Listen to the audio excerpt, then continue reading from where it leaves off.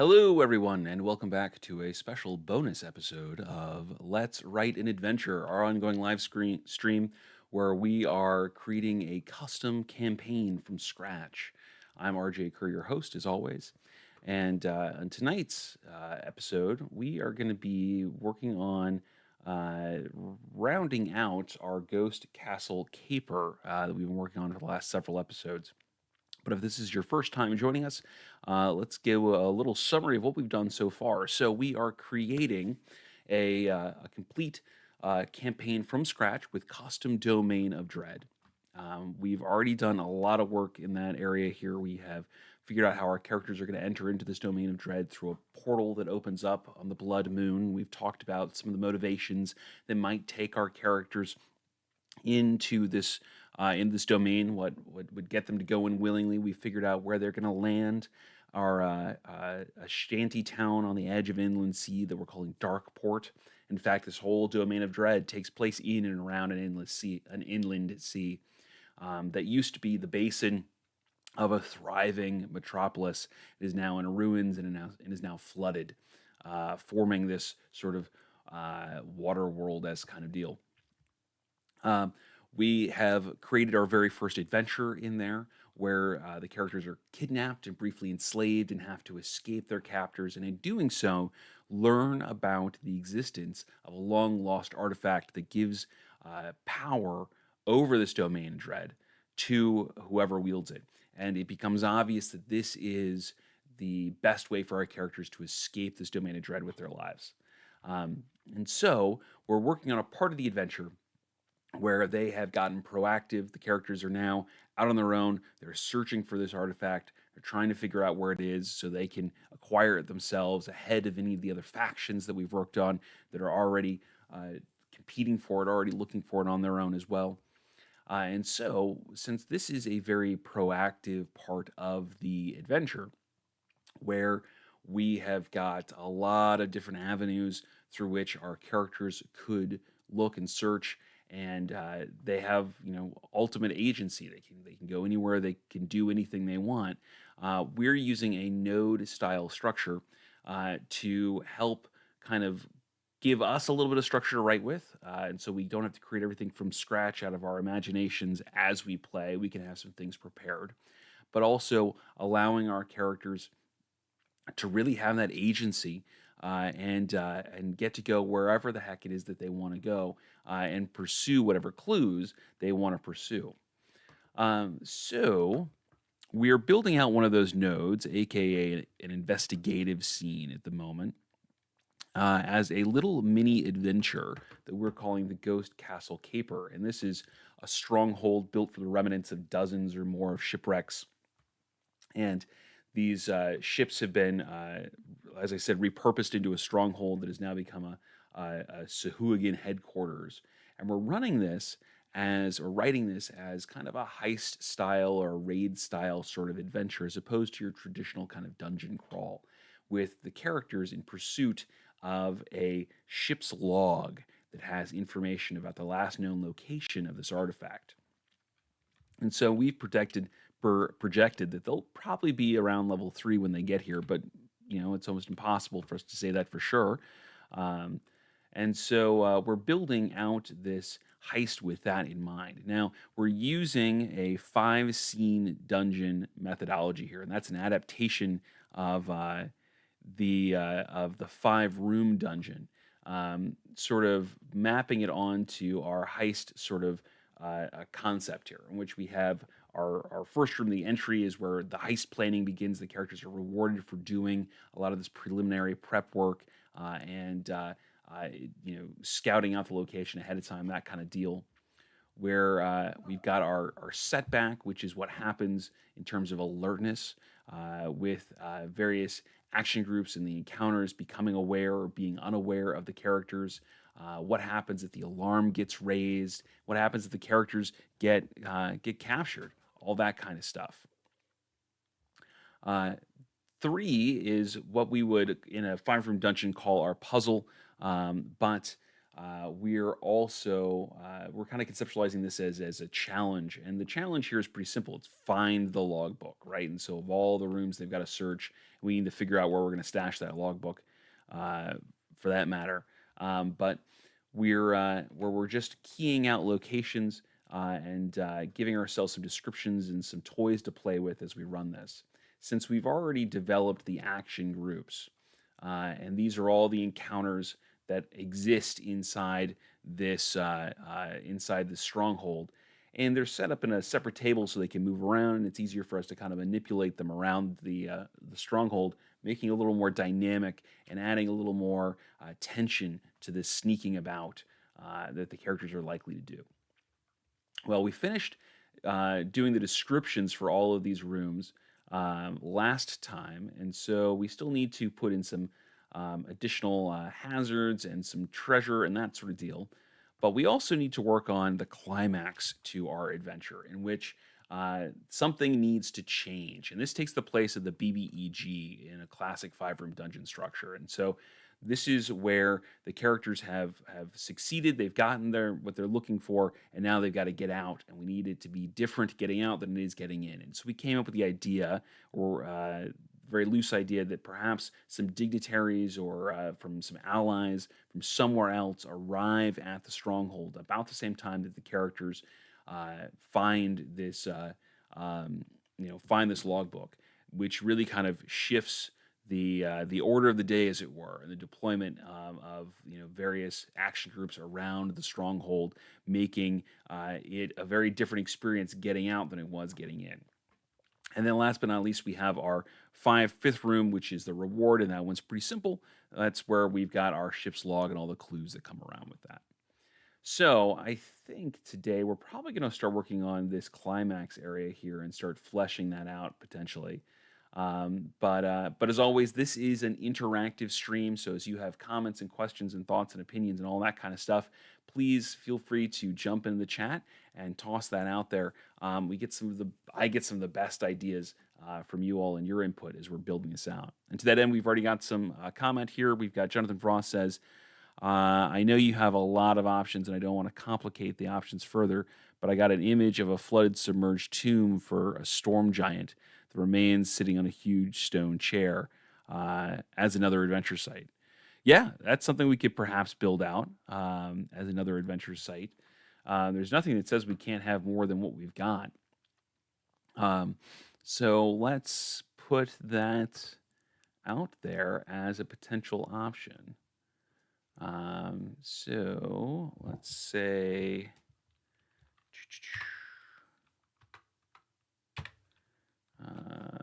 what is this heading to? So say C.4, we'll say Storm Giant's Tomb. Okay. All right. We're being joined by my cat here, so hopefully he's going to stay off the keyboard. Okay, so we'll just put a TBD there to kind of hold some space for that. Okay, now that we are here, let us go ahead and get working on this. Start thinking about this climax and what would happen. So, at its core, I'm thinking that this is a this is some sort of a encounter. It's a group. It's a retinue of some folks that have kind of come here and are and they're being received by the stronghold. And so we probably want to work on an encounter for that. And then we also need to figure out kind of how things redeploy, how they kind of shift around, to give ourselves some idea of how that works, where people are coming from in the various parts of the stronghold and where they're moving to. So we probably want to consider what is it, what's this group that arrives, why are they here, what do they want, um, that kind of thing, and see how this changes things. Um, I kind of want them to be allies, because then they're more like reinforcements to the Sahuagin as opposed to um, yeah, them being adversaries, which could divert the Sahuagin attention and make it easier to get out than it was to get in. Um, and which I mean is one way to go, but I don't think it adds to the spirit of the climax that we're looking for here. So let's say who would be allied with our Sahuagin? Hmm. There's always our Aboleth-led faction, um, but we've used them quite a bit.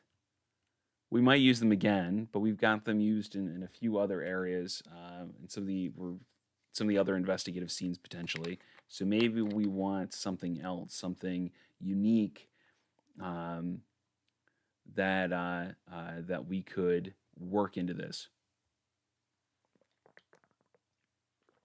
This is a good opportunity to do some world building as well.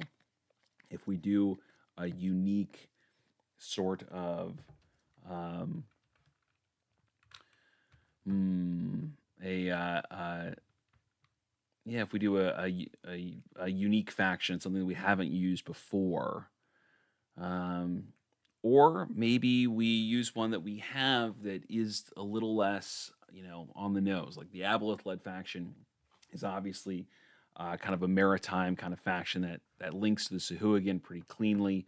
Um, so maybe we don't want to do that. Maybe it's the Slod-led faction that we that arrives. Maybe it's one of the other factions from Darkport. Um, it's worth considering here. Let's say, hmm. Let's jump back over to Darkport real quick, and did we? Yeah, let's see what other factions we have come up with.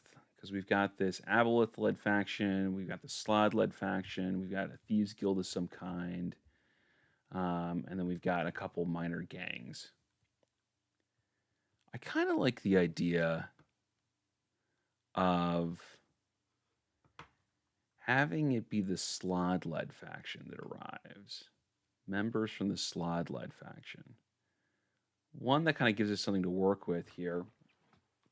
And two, it's not as on the nose. It's a little bit unexpected. And yeah, and I think that it gives us an opportunity to do some role playing with that faction that we haven't done a whole lot with before. Um, so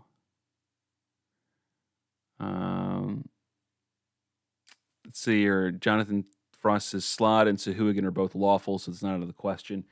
Yeah, and and I'll be honest with you, I don't worry too much about the typical alignments of things when I'm matching characters and NPCs together, um, because there's always outliers. There's going to be chaotic evil Sahuagin and lawful good Sahuagin, and um, and there's going to be there could be a lawful good Slod. That would be an interesting story. A creature of chaos who becomes lawful good.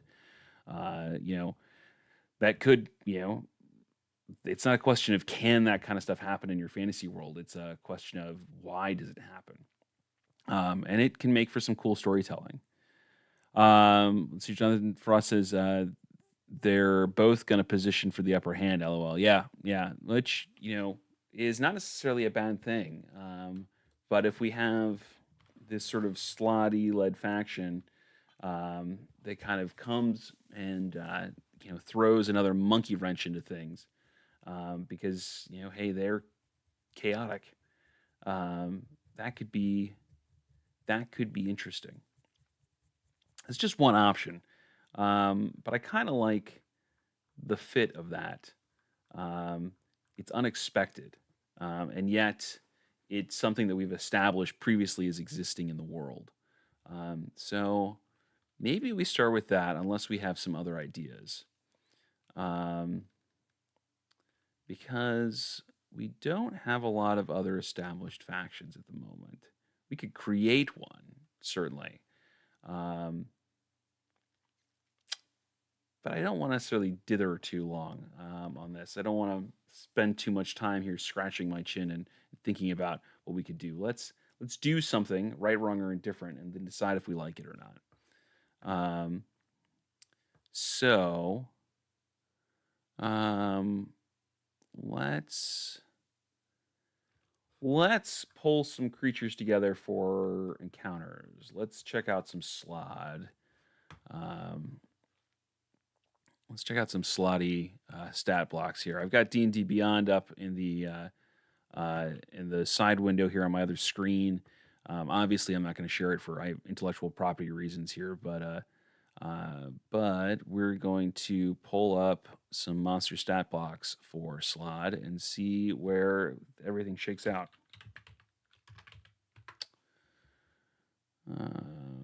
All right, for Slotty, let's see here. So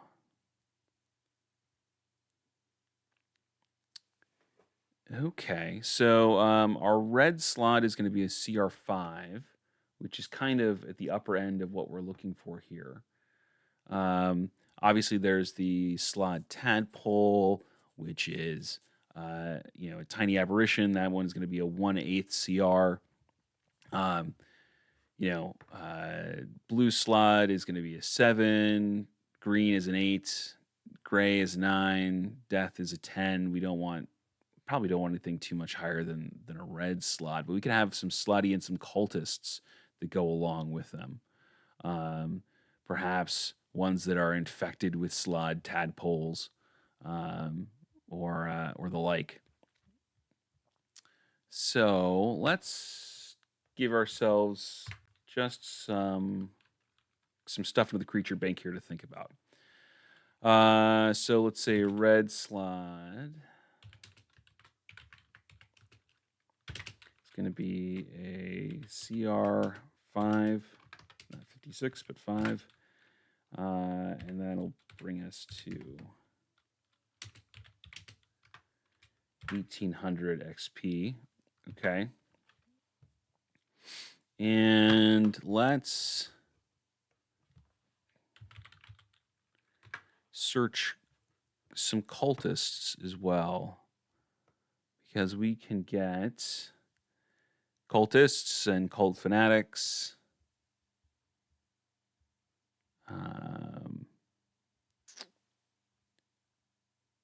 Yeah, let's see. All right, a regular old run-of-the-mill cultist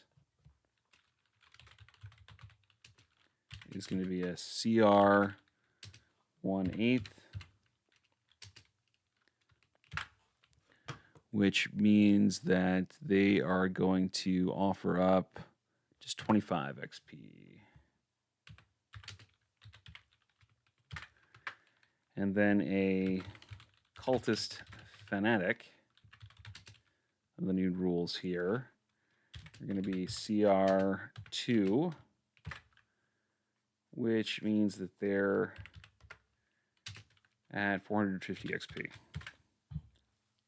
So that actually lines up fairly well with what we had in mind here for the sorts of difficulties in action groups and that kind of deal that we have devised. So maybe we have a party that shows up with a red slod and some cultists and cult fanatics to go along with it. We can make this a deadly encounter when they kind of show up as like a unit, and then they can kind of spread throughout the stronghold as they take on various duties and activities and that sort of deal. So Why don't we let's let's think of them as several small action groups, and build them out in that way. Um, so let's go ahead and start adding some here. We're gonna add some extra rows, um, and put we'll put a C in front of the room numbers here to see kind of how they spread out. Um, and so for the very minimum, we've got a red slot. So we've got, let's see here. Let's see. We'll call this the slotty. We'll call him slotty ambassador. Why not? Ambassador. And I guess we don't need to bold it. We didn't bold it previously, so let's get rid of the bold. And then we will say one red slot. And he, it, they, them, whatever red slot go by, will probably go to area 3 once they get in there to have their meeting with their or their interview with the Baron. That seems like leader of the group would probably go there, connect. Let's see. Slide, I'm pretty sure, can talk. Let's see what their intelligence is. Low intelligence, so maybe more for muscle than the actual one doing the meeting here. So we should probably have the red slot and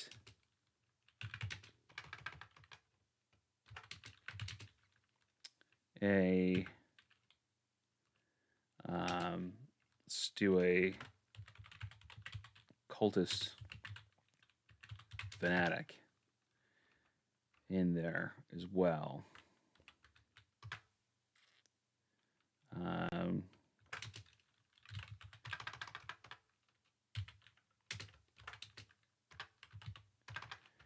All right, meet with the Sahuagin Baron. All right. All right, yeah. So little action group is part of a larger retinue here that kind of shows up and they go into meeting with the Sahuagin Baron. That's going to make this on the way out a real deadly encounter if they go through the throne room, and so it's going to be something that the players are going to be, or the characters are really going to be rewarded for avoiding in its entirety. So but let's think about some other, because it wouldn't just be this slot and just this cult fanatic that show up as part of this group. There would be more of them, and they would probably branch off into other places throughout the stronghold. As cultists go to get meals or to link up with some of the guards, or they're escorted different places, or they go to maybe fanatic is taken to the library or something along those lines. That actually could be really useful, is one where a group are brought to the library, especially if that's where we're going to put our ship's log, which I think is a good idea. It's one of the places we could put it, but we don't have to settle on that right away. But I like the idea of it there. So let's group out and let's add some cultists.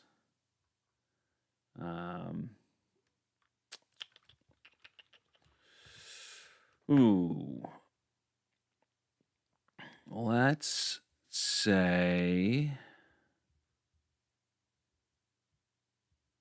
Definitely, let's make it a medium difficulty encounter. So let's say at least, so one cult fanatic.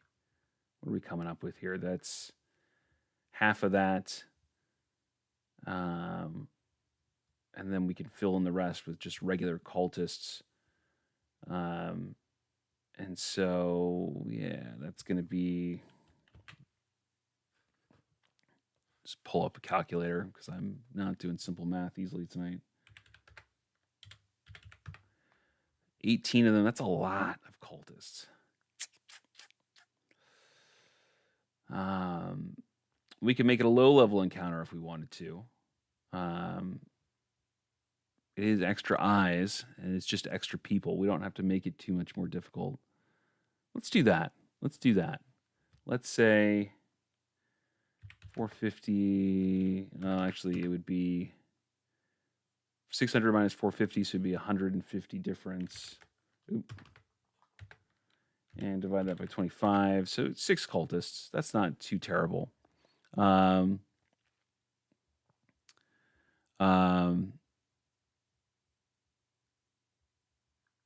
and let's see. We got a comment here. It says, could the low intelligence red slot have a magical item that links him to the leader slot, a gray, death, etc.? He's the biological carrier of the, quote, voice of the faction leader. Ooh, I like that. I like that. And he's just got a cultist handler. Yeah, we could do something along those lines. I like that idea quite a bit. Yeah, let's we can make him the voice. I think that's cool. Let's see, with the red slot acting as the voice of their death slot leader.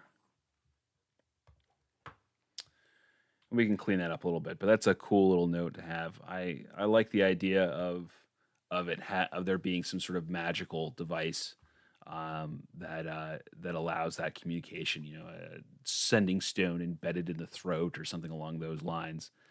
This creature. I mean, Slod do have the gemstone, the control stone that's implanted in their brain. So the idea of there being some other sort of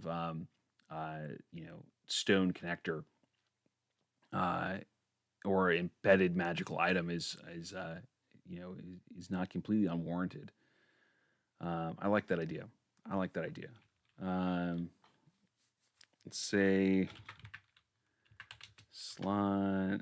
We'll say cultists. All right. So anyway, we're getting this next action group put in here of cultists headed to the library. Cultists or cult researchers.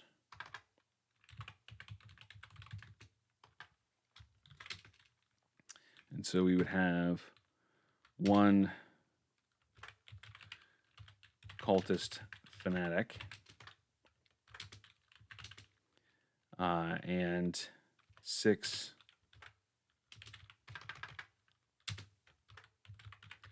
cultists are led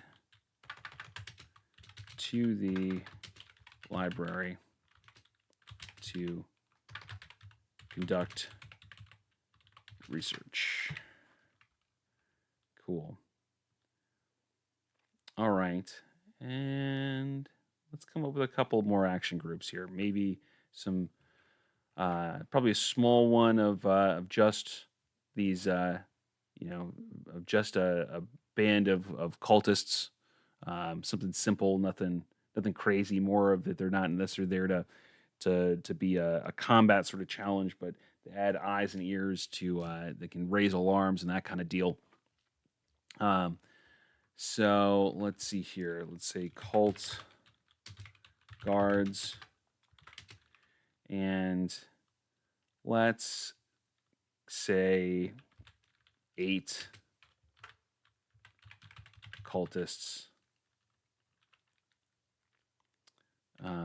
Just simple, regular old cultists.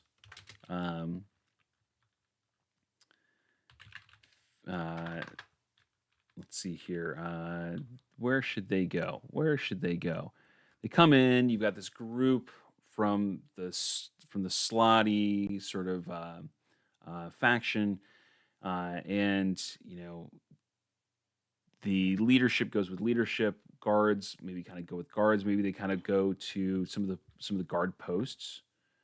Maybe they fan out to the guard posts, or begin making the rounds of the guard posts.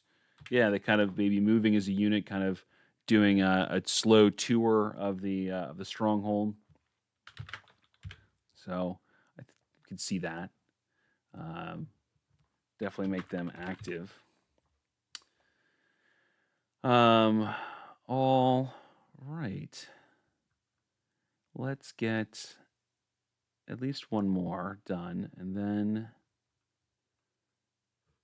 we'll move on. Okay, so one more sort of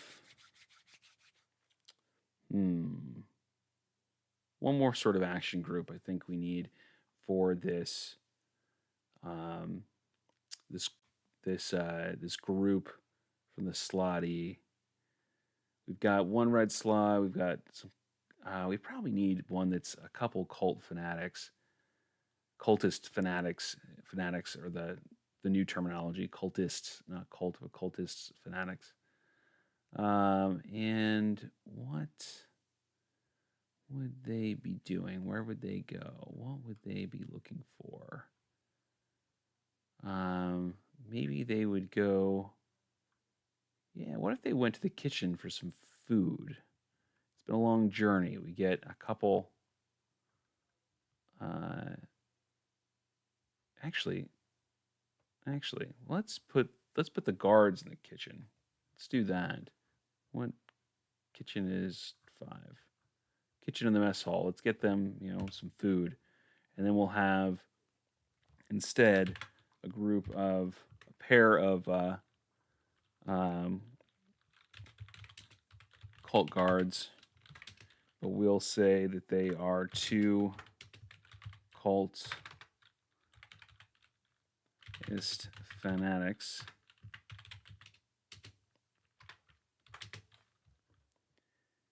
And they begin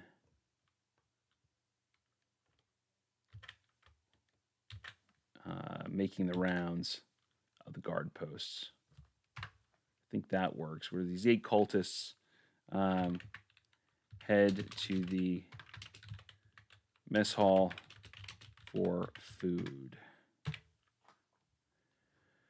Simple, innocuous sort of things where they kind of get there and they're going about, we're planning that they just kind of going about their regular business.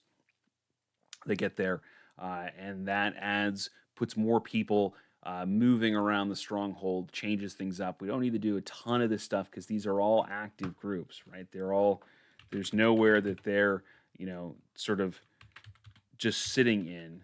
They're moving about and doing things, which creates some more dynamic movement around the stronghold, and makes the sort of sneaking about a little more fun.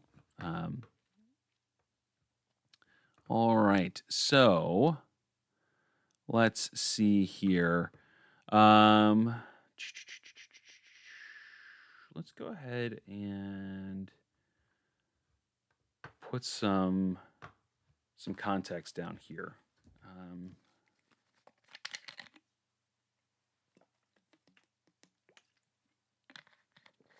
All right.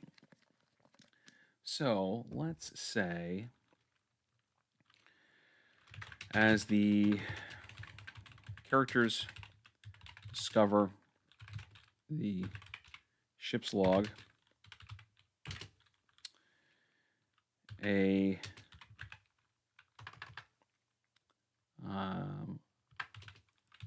an envoy from the Slotty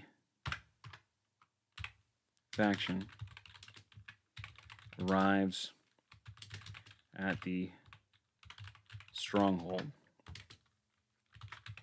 They are admitted, and their leaders meet with the Sahuagin Baron, while the rank and file move about the stronghold.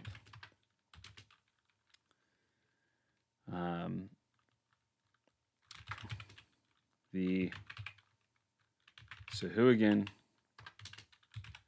forces redeploy to both watch the newcomers and to show off the strength of their fortress. Okay, so we got a little bit here that details that. Something that we should think about, and we don't necessarily have to put it into writing, but it's worth kind of thinking about ahead of time here, and that is, how are these action groups going to change when they when these dignitaries arrive? And it can be something as simple as places that were static become active, and everybody starts moving around and shuffling about. We don't necessarily need to define where every group goes per se. We can move things as they make sense at the time of the that happens in the adventure. But it's worth kind of taking a look here and seeing if there's anybody in particular that would really move around. Let's do a quick scan. Part of the reason too that I don't necessarily want to do a detailed list of this group goes here and that group goes there, because as soon as we do that, our players are going to sneak in and they're going to off one of the action groups quietly and quickly and quietly, and that's going to ruin the plan we had set up ahead of time anyway. But having some thought about for example, maybe the off-duty warriors in the barracks might come out and go, might join some of the patrols and become more, start moving about the stronghold a little bit more. Maybe they join the Baron. Let's see here. The kitchen would certainly become a busier place. There'd be more movement around. The patrols with the Sahuagin warriors and the Reef Sharks would probably link up with some of the cultists to kind of keep an eye on them and show them around, that kind of deal. Let's see.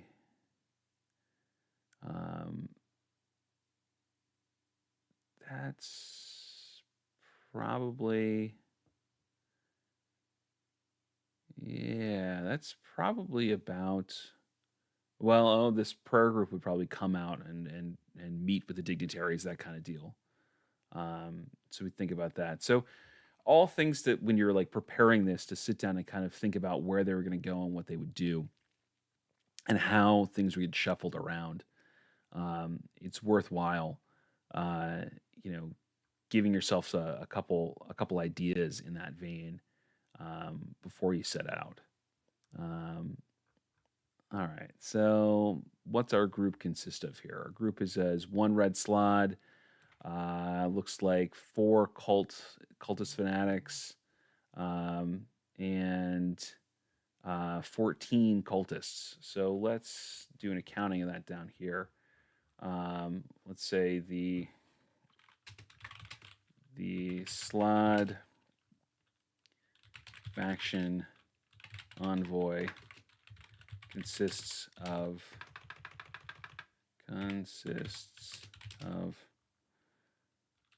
one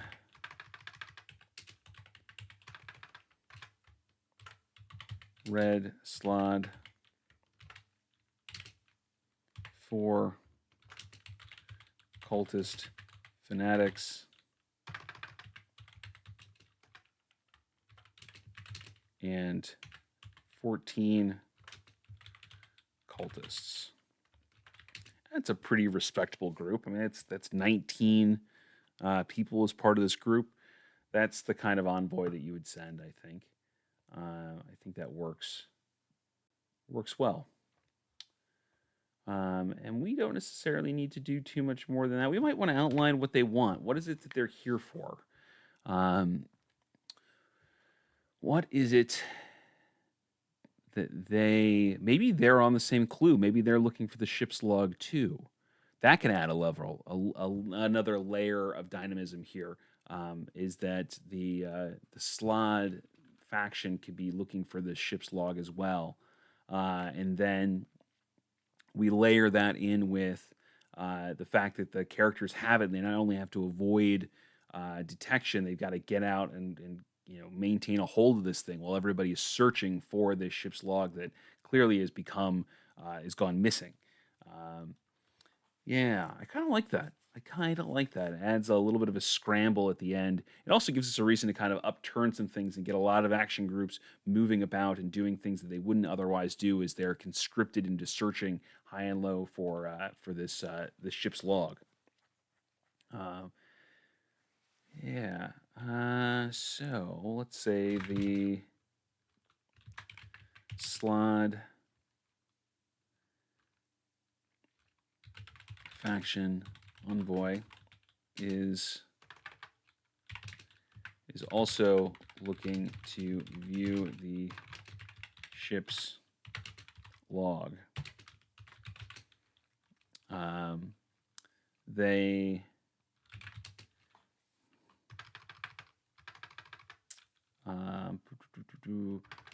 with the hopes of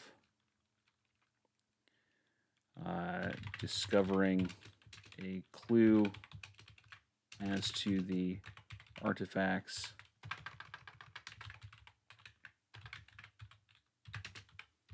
location. Once the log is determined as missing,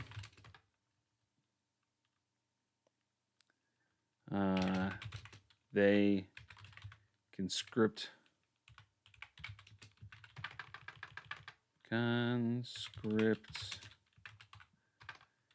any and all forces to search the stronghold top to bottom, looking for it. Yeah. And it's a little thing, right? It's a little change here from the standpoint of writing this in here of just a behavior, but it adds a whole separate layer that now they're not just looking for intruders. Now they're actively looking for the same thing that the intruders have, that the characters are possess and need to keep control of here. It just adds another layer of dynamism to this as we work it out. Cool. All right. So I think that this is where we're going to go ahead and put a pin in it for the evening here. As we have already sort of almost in its entirety kind of completed our fourth scene as part of our 5-scene dungeon methodology here. So that's fantastic. Thank you so much, everybody, for joining me tonight. Thank you for all of your input in the chat. I especially love the idea of that storm giant's tomb. We're going to have to work that into the world somehow. That's such a great idea. We're going to definitely have to make that one of the adventure sites that the characters could explore as they go looking for clues. So thank you for joining this special sort of Friday session. That we're doing these every other Fridays now. I hope you enjoyed it. And if you did, please give me a thumbs up, leave a like, subscribe, leave a comment. All that kind of stuff helps channel grow, helps more people find me, and helps me know what you like. So I do more of that kind of content here. So thank you again so much for joining me. And I will see you all on Monday. Thanks again. Talk to you soon.